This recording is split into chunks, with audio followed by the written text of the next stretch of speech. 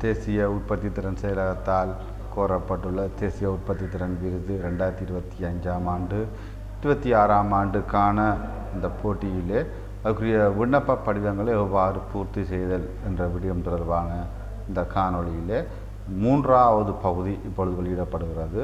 அதாவது அந்த விண்ணப்ப படிவத்தினுடைய 3வது கேள்வி, அதாவது திட்டமிடல் மற்றும் மூலோபாய அபிவிருத்தி என்ற விடயங்கள் தொடர்பாக எவ்வாறு வினாக்கள் கோரப்பட்டுள்ளன, அதுக்கு எந்த முறைகளில் அல்லது என்னென்ன விடயங்களை பதிலாக வழங்கலாம் என்ற விடயங்கள் ஒரு அனுமானமான பதில்களாக இங்கே வழங்கப்படுகின்றது. நீங்கள் அதனை மையப்படுத்தி அல்லது அதனோடு தொடர்படுத்தி உங்கள் நிறுவனம் சார்பான செயற்பாடுகளை நீங்கள் அந்த புத்தகத்தில் நீங்கள் குறிப்பிட்டு அதுக்குரிய புள்ளிகளை பெற்றுக்கொள்ள முடியும். எனவே இந்த காணொளி நீங்கள் முழுமையாக பார்ப்பதன் மூலம் அதுக்குரிய முழுமையான ஒரு அறிவை நீங்கள் பெற்றுக்கொள்ளலாம். உங்களுடைய புத்தகம் இருப்பதாக ஒரு உதவி காணொலியாகத்தான் இது உங்களுக்கு என்னால் வெளியிடப்படுகிறது ஒழிய இதுதான் இறுதி விடயம் என்ற அல்ல. இது ஒரு உதவியாக உங்களுக்கு சப்போர்ட்டிங் டாக்குமெண்ட் சப்போர்ட்டிங் ஒர்க்குரியதான ஒரு காணொலியாகவே இது வெளியிடப்படுகின்றது என்பதை நீங்கள் கருத்தில் கொள்ளுங்கள். உற்பத்தி திறன் விருது செயற்பாட்டிலே அந்த விண்ணப்ப படிவங்களை பூர்த்தி செய்யும் விடயத்திலே 3வது பகுதியில் இப்போ நாங்கள் வந்திருக்கின்றோம். இந்த 3வது விடயமானது நிறுவனம் ஒன்றினுடைய திட்டமிடல் மற்றும் மூலோபாய அபிவிருத்தி என்ற 2 பிரதான பிரிவுகளை உள்ளடக்கி 80 புள்ளிகளுக்கு அங்கே வினாக்கள் கேட்கப்பட்டுள்ளன. அதாவது திட்டமிடல் மற்றும் மூலோபாய அபிவிருத்தி செயற்பாடுகளுக்கு 30 புள்ளிகளும் அதை எவ்வாறு அமுல்படுத்துகின்றோம் இல்லை நடைமுறைப்படுத்துகின்றோம் என்ற விடயத்தில் 50 புள்ளிகளுமாக 80 புள்ளிகளுக்கு வினாக்கள் வழங்கப்பட்டுள்ளன.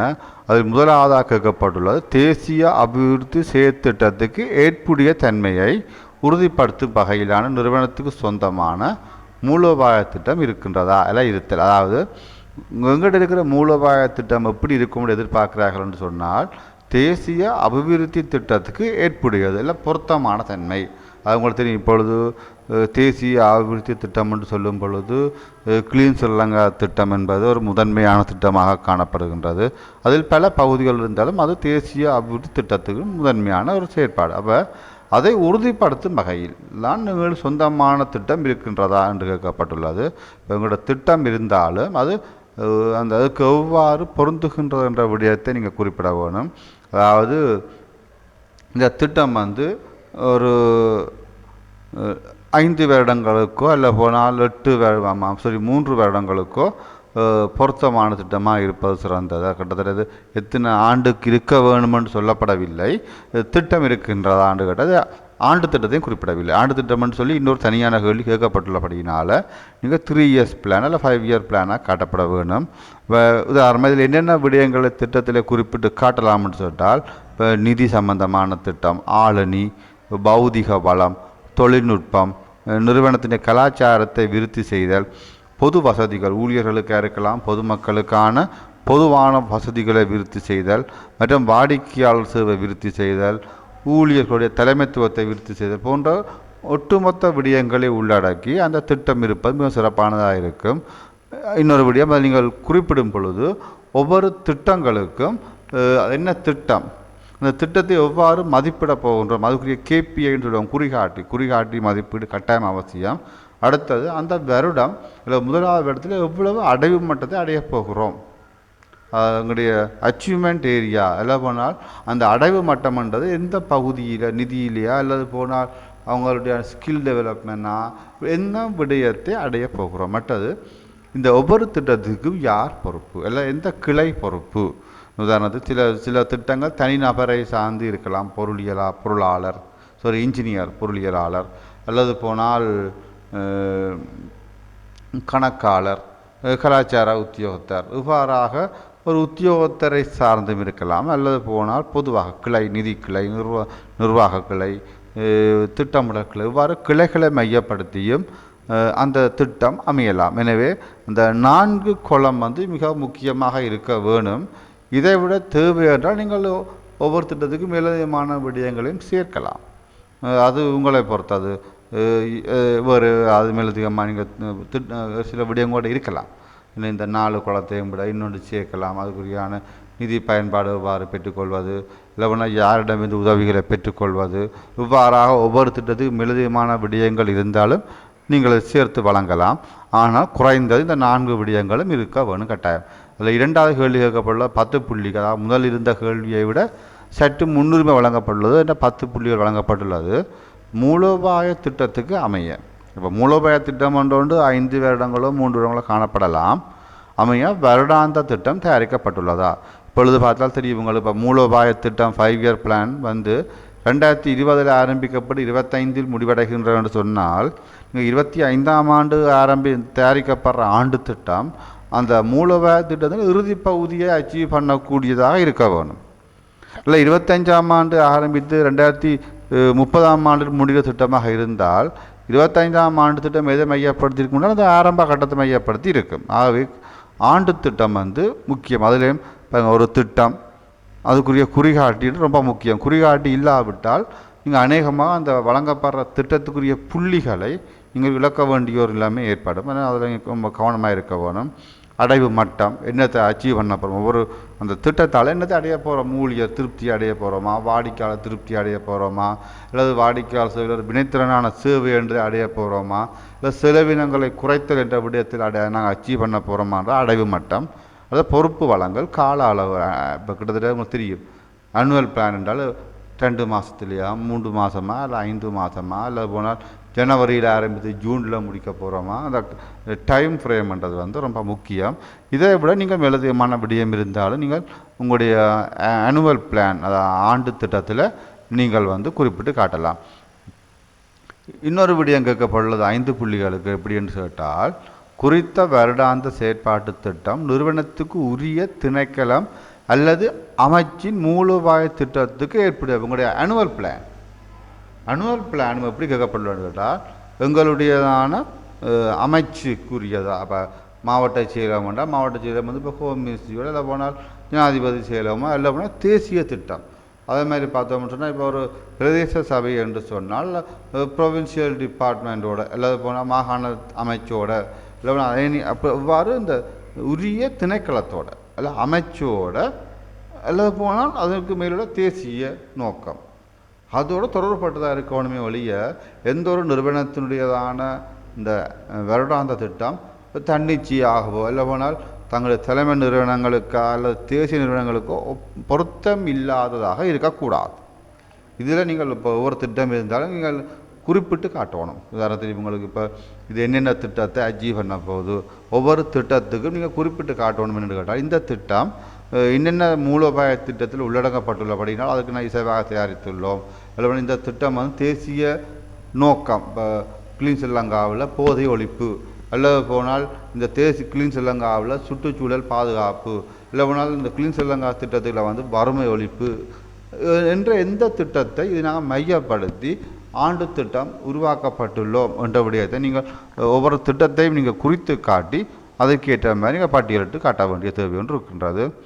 அதே மாதிரி பார்த்தா இன்னொரு கேள்வி அதிலேயே கேட்கப்பட்டுள்ளது, வருடாந்த செயற்பாட்டு திட்டத்தை தயாரிக்கும் பொழுது கடந்த ஆண்டுகளின் தகவல்களை மீளாய்வு செய்யப்பட்டுள்ளதா? அதாவது இந்த வருடத்துக்கு நாங்கள் ஒரு வாடிக்கையாளருக்கான ஒரு சேவையை வழங்குவதற்காக 5 மில்லியன் திட்டத்தை ஒதுக்குகின்றோம். இது கடந்த வருடத்தோடு ஒப்பிட்டு பார்க்கப்பட்டுள்ளதா? கடந்த வருடம் எவ்வளவு ஒதுக்கி இருக்கின்றோம், அதுக்கு முதல் ஆண்டு எவ்வளவு ஒதுக்கி இருக்கின்றோம், ஏற்கனவே ஒதுக்கப்பட்ட திட்டங்கள் திருப்தியாக இருந்ததா இல்லையா என்ற விடயங்களை மீளாய்வு செய்யப்பட்டதா என்றுதான் கேட்கப்பட்டுள்ளது. நிச்சயமாக நீங்கள் மீளாய்வு செய்திருப்பீர்கள். என்றால் மீளாய்வு செய்யாமல் எந்த நிறுவனங்களும் புதிய திட்டங்களை தயாரிப்பது இல்லை. அப்போ நீங்கள் கடந்த விட திட்டங்கள் நேரடியாக நாங்கள் பிரதி செய்யாமல் ஒரு கலந்துரையாடல் மூலமாகவோ அல்லது போனால் ஏதாவது ஒரு கூட்டங்கள் மூலமாகவோ உரிய நபர்களை நாங்கள் அழைத்து மீளாய்வு செய்திருப்போம்.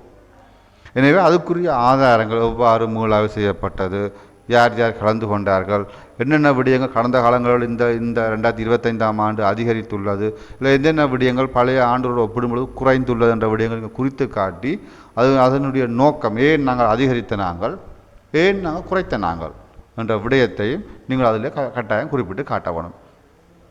அது இன்னொரு கேள்வி கேட்கப்பட்டுள்ளது, திட்டமிடலின் போது அனைத்து தரப்பினரும் பங்களிப்பு பெறப்பட்டுள்ளதா?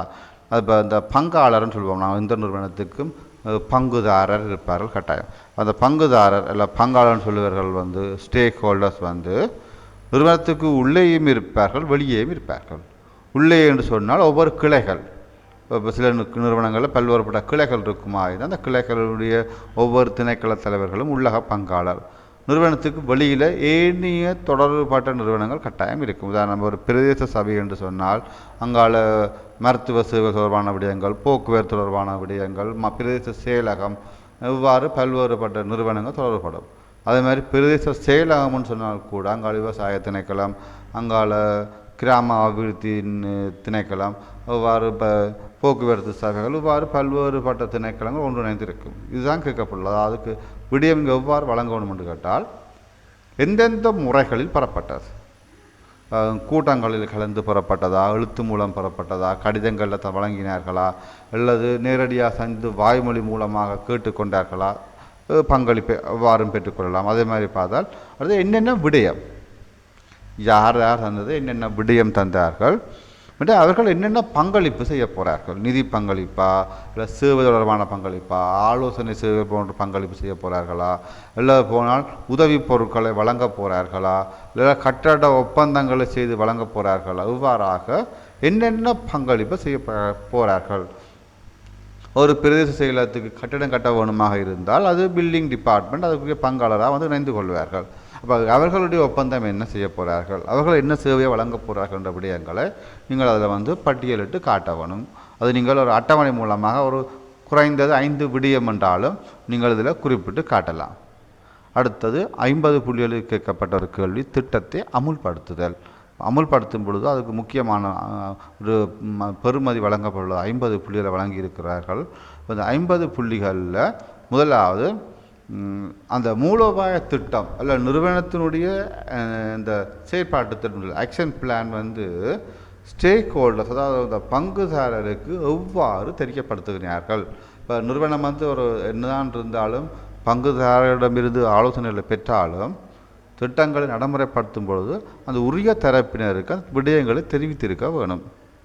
அதான் கேட்டப்ப எவ்வாறு தெரியப்படுத்தினார்கள். இப்போ காலாண்டு ஒவ்வொரு காலாண்டும் கலந்துரையாடல் மூலமாக திட்டங்கள் கலந்துரையாடி தெரியப்படுத்துகிறார்களா, அல்லது சாஃப்ட் காப்பியை அனுப்புகிறார்களா, இல்லைன்னா பொதுவான குழுக்கள் ஆரம்பிக்கப்பட்டு அது இந்த வாட்ஸ்அப் குழு மூலமாக பொதுவான குழுக்கள் அல்லது வேறு முறைகள் மூலமாக எல்லா குழுக்களையும் ஒன்றிணைத்து தகவல்களை வழங்குகிறார்களா, இல்லை போனால் பிரத்தியமாக ஒரு மென்பொருள் தயாரிக்கப்பட்டு எல்லாரும் அதிலே விடயங்களை பகிர்ந்து கொள்கிறார்களா என்று அதில் நீங்கள் குறிப்பிட்டால் போதுமானது.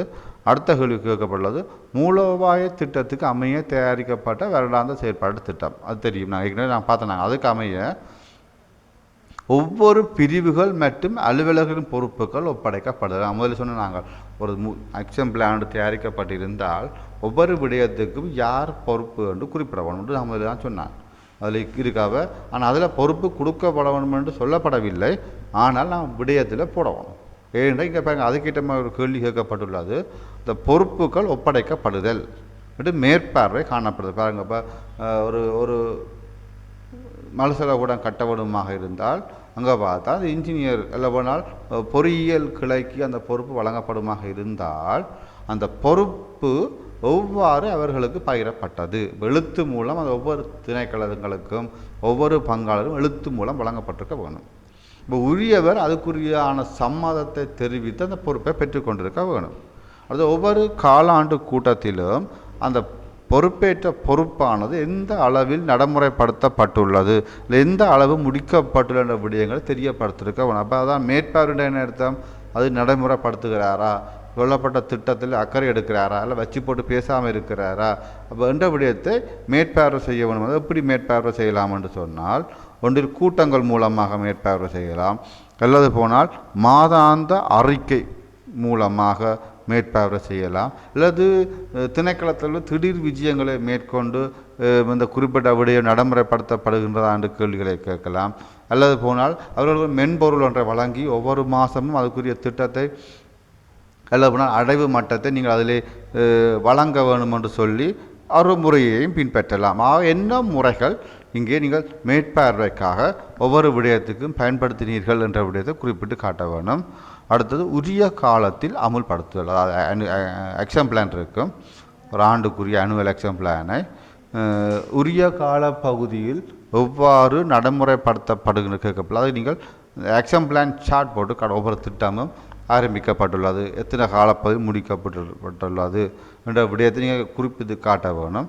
இது பொதுவாக ஏனைய விடயங்களுக்கு 5 புள்ளிகள், இதுக்கு 10 புள்ளி. எனவே நீங்கள் கொஞ்சம் இதுகளுக்கு முக்கியத்துவம் கொடுக்கப்பட்டுள்ளது அப்படின்னு கேட்டால் அந்த உரிய காலப்பகுதி நடைமுறைப்படுத்துதல். அவை ஏற்கனவே நீங்கள் குறிப்பிட்டிருப்பீர்கள், இது 3 மாதத்தில் முடிக்கப்பட வேணும் ஒரு திட்டம், எல்லாம் போனால் இந்த திட்டம் ஏப்ரலுக்குள் முடிக்கப்பட வேணும் என்று உங்களுடைய ஆனுவல் பிளானில் இருக்குமாக இருந்தால், ஆக்ஷன் பிளான்லையும் அந்த காலப்பகுதியில் இப்போ 4 மாத திட்டம்னா 2வது மாதத்தில் 50% முடிக்கப்பட்டுள்ளதா, இல்லை எத்தனை சதவீதம் முடிக்கப்பட்டுள்ளது என்ற விடயத்தை நீங்கள் முடிக்கப்படுகின்ற காரணத்தோடு அந்த கிராஃப் மூலமாகவோ இல்லை அட்டவணை மூலமாக நீங்கள் ஒவ்வொரு திட்டங்களுக்கும் குறிப்பிட்டு காட்ட வேணும். இந்த உரிய ஒரு முறைமை ஒன்று உங்களுக்கு நான் படமாக காட்டியுள்ளது. அது ஒரு ப்ரொஜெக்ட் ஆக்ஷன் பிளான் எப்படி இருக்கும், ஒவ்வொரு திட்டத்துக்கும் நியமிக்கப்பட்ட காலம் என்ன, அது ஆரம்பிக்கப்பட்ட காலம் என்ன, முடிவடைந்த காலம் என்ன, ஒவ்வொரு நிறங்களில் நீங்கள் ஆக்ஷன் பிளான் சார்ட்டில் குறிப்பிட்டு காட்டலாம்.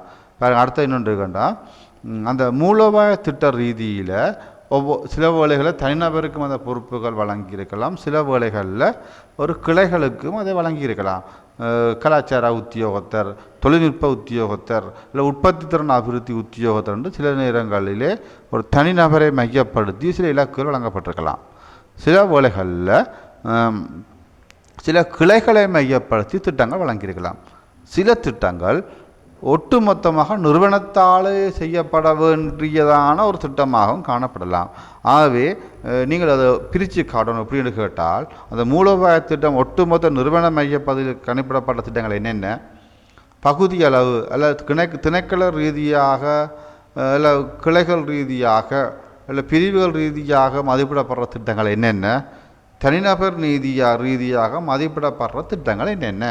உதாரணத்துக்கு பார்த்தீங்கன்னா, இப்போ ஒரு தனிநபர் ரீதியாக எவ்வாறு நீங்கள் அதை மதிப்பீடு செய்கிறீர்கள், கிளைகள் ரீதியாக எவ்வாறு ஒப்பிட்டு பார்க்குறீர்கள், ஓவரோலாக நாங்கள் ஒரு திணைக்களம் சார்பாக ஒரு குறிப்பிட்ட திட்டத்தை எவ்வாறு நாம் மதிப்பீடு செய்கின்றோம் என்ற விடத்தை காட்டலாம். உதாரணமாக, ஒரு கிளைகளுக்கு வருகின்ற வாடிக்கையாளர்கள் சம்பந்தமான சேவைகளின் விடயமாக இருந்தால் அதை அவர்கள் எவ்வாறு, உதாரணத்துக்கு பயிற்சி பெறுதல், பயிற்சி மட்டங்களை அதிகரித்தல், இது தனிநபருக்காக காணப்படும். அதே மாதிரி ஒட்டுமொத்த வாடிக்கையாளர் சேவை பொதுவான விடயங்களாக இருந்தால் நிறுவனம் சார்ந்த ரீதியில் அது மதிப்பிடப்படும்.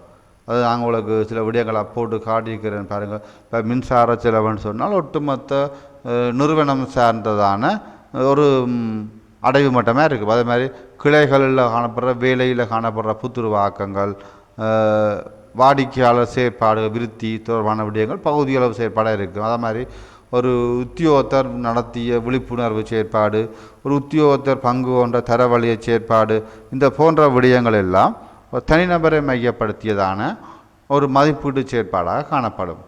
அதே மாதிரி பார்த்து இன்னொரு கேள்வி கேட்கப்பட்டுள்ளது, மேற்குறித்த அளவீட்டுக்கான முறைமை எப்படி மதிப்பீடு செய்கிறோம் என்றால், இங்கே கேபிஐ குறிப்பிட்டு காட்டுவோம். காலப்பகுதியை எந்தெந்த காலப்பகுதி உங்களுக்கு சார்ட் போட்டு காட்டிக்கிறேன். ஒரு மின்சார செலவுன்னு சொன்னால் மின்னல காலம் மதிப்பிடலாம், அல்ல கட்டணத்தால் மதிப்பிடலாம். அடுத்த விடயம் காலப்பகுதி எப்படி என்று கேட்டால், அந்த மின்சார செலவினை மாதாந்த ரீதியில் அளவிடுகின்றோமா, காலாண்டு ரீதியில் அளவிடுகின்றோமா என்று கேட்கப்பட்டுள்ளது. இப்போ சில செலவுகளை இல்லை சில செயற்பாடுகளை காலாண்டு ரீதியாக மதிப்பிடுவது சில இலகுவாக இருக்கும். சில செயற்பாடுகளை மாதாந்த ரீதியாக மதிப்பிடுவது இலகுவாக இருக்கும். சில செயற்பாடுகளை அரை ஆண்டுக்கு ஒருக்கா மதிப்பிடுவது சிறப்பானதாக இருக்கும். அது அந்த வேலைக்கு ஏற்றவாறு தான் அந்த மதிப்பீட்டுக்குரியதான காலப்பகுதியும் இருக்கும்.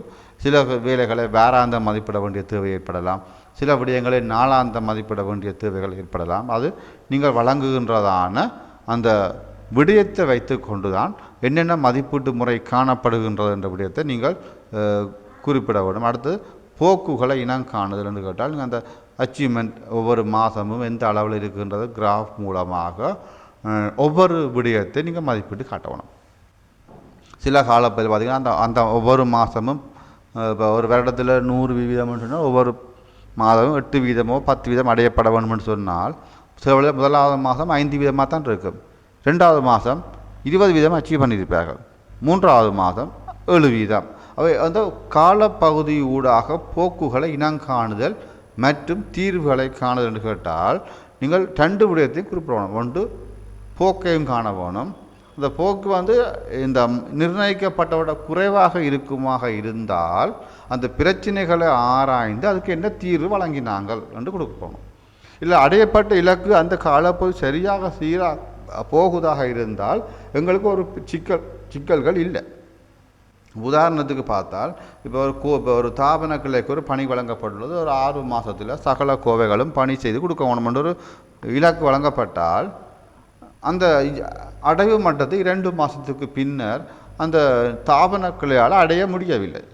இப்போ நாங்கள் அந்த கிராஃபில் கீறி பார்க்குறோம், எதிர்பார்த்தோட குறைவாக இருக்கின்றது. அப்போ என்ன பிரச்சனையோடு ஆராய்ஞ்சு பார்த்தா புதிய கோவைகளை பராமரிப்பதற்கு தேவையான இட வசதிகள் இல்லை. இப்போ என்ன செய்வோம் மாட்டோம், மிகுதி கால பகுதியில் அந்த அச்சீவ்மெண்ட் எல்லாம் அந்த இலக்கினை அடைகிறதுக்காக புதிய ராக்கைகளை வழங்கணும். இதுதான் வழங்கப்பட்ட தீர்வு.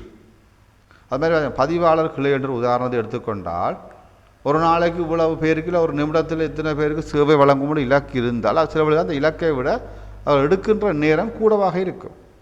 வேன் அந்த இலக்கை அடைய முடியவில்லை என்று பார்த்தால் சில காரணம் என்ன இருக்க மாட்டாங்க, வேகமாக வேலை செய்கிற கணனிகள் போதாமல் இருக்கலாம், இல்லாத மேலதிகமான ஊழியர்கள் போதாமல் இருக்கலாம். இப்போ தீர்வு என்ன, புதிய கணனிகள் வழங்கப்பட்டது, இல்லை மேலதிகமான ஊழியர்கள் பயிற்சி வழங்கப்பட்டு இணைக்கப்பட்டார்கள். அப்பொழுதுதான் அந்த எதிர்பார்க்கப்பட்ட இலக்கு அடைய முடியும்.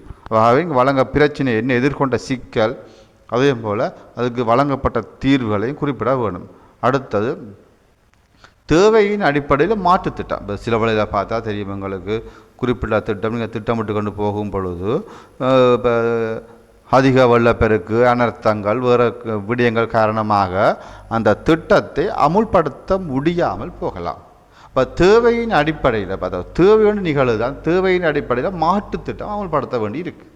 இப்போ நிவாரண உதவிகளாக இருக்கலாம், இப்போ வாகனங்களை ஒரு தேவைக்கு பயன்படுத்தாமல் நிவாரணம் வழங்குவதற்கு அது தேவைக்கு பயன்படுத்த வேண்டிய ஏற்படலாம். அப்போ மாட்டு திட்டம் ஒன்று அமுல்படுத்த ஏற்பட்டால் ஏற்கனவே உள்ள திட்டத்தை திருத்தம் செய்யலாமான்னு கேட்டால் திருத்தம் செய்திருக்கா என்று கேட்கப்பட்டுள்ளது. சில வேளை தேவை ஏற்பட்டால் செய்யலாம். உதாரணத்துக்கு பார்த்தீங்கன்னு கேட்டால் இப்போ புதிய ஏன்னு கேட்டால் சில வழியில் பார்த்தா ஒரு விடயங்களை இப்போ புதிய தளபாடங்களை ஒரு 10 மேசைகள் 10 கதிரைகள் வாங்கணும்னு திட்டம் ஒன்று இருக்கின்றது. ஆனால் அந்த திட்டத்துக்குரிய நிதி வழங்கப்படவில்லை, கிடைக்கவில்லை. ஏன்னு கேட்டால் வேறு தேவைகள் நிதி பயன்படுத்தியபடியினால் அந்த புதிய தளபாடங்களை பெற்றுக்கொள்வதற்கான போதிய அளவு நிதி கிடைக்கவில்லை. அப்போ மாற்றுத்திட்டம் என்ன, இருக்கின்ற பழைய மேசைகள் கதிரைகள் திருத்தப்பட்டு பயன்படுத்தப்பட்டது. கிடைச்ச காசு என்ன செய்த நாங்கள் புது மேசை வாங்க முடியாது, இப்போ என்ன செய்யணும்னா பழைய மேசையை திருத்தினாங்க. இதுதான் மாற்றுத்திட்டம். அதே மாதிரி பார்த்தீங்கன்னா வாடிக்கையாளர் திருப்தியை மதிப்பிடுறதுக்கு நாங்கள் ஒரு இடத்துல ரிசப்ஷன் ஹால் வச்சுருந்தோம் நாங்கள் சென்டர். இப்போ வாடிக்கையாளர் வேறு வழிகளாலேயும் கிளைகளுக்கு போகிறார்கள். இப்போ மாற்றுத்திட்டம் என்ன, வாடிக்கையாளர் திருப்திகளை கிளைகளிலும் பதிவு செய்வதற்கான ஒரு முறையை தோற்றுவித்தோம். மாற்றுத்திட்டம் அதாவது ஒரு ஏற்கனவே போட்ட திட்டம் சில வேளைகளில் நடைமுறைப்படுத்த முடியாமல் அது தோல்வி அடைந்தால் எல்லா போல பிரச்சனையாக இருக்குது என்று சொன்னால் மாற்றுத்திட்டம் எவ்வாறு உருவாக்கப்பட்டது, இதன் மூலமாக நிறுவனத்தினுடையதான். எனவே இந்த எவ்வாறான விடயங்களுக்கு பதிலளிப்பதன் மூலமாக ஒட்டுமொத்தமாக உற்பத்தி திறன் விடயங்களை எவ்வாறு நாங்கள் திட்டமிடல் மூலமாக பெற்றுக்கொள்கிறோம் என்ற விடயத்தை நீங்கள் பதிலளித்து அந்த 3வது விடயத்தை நீங்கள் சிறப்பான முறையில் நீங்கள் புள்ளிகளை பெற்றுக்கொள்ள முடியும்.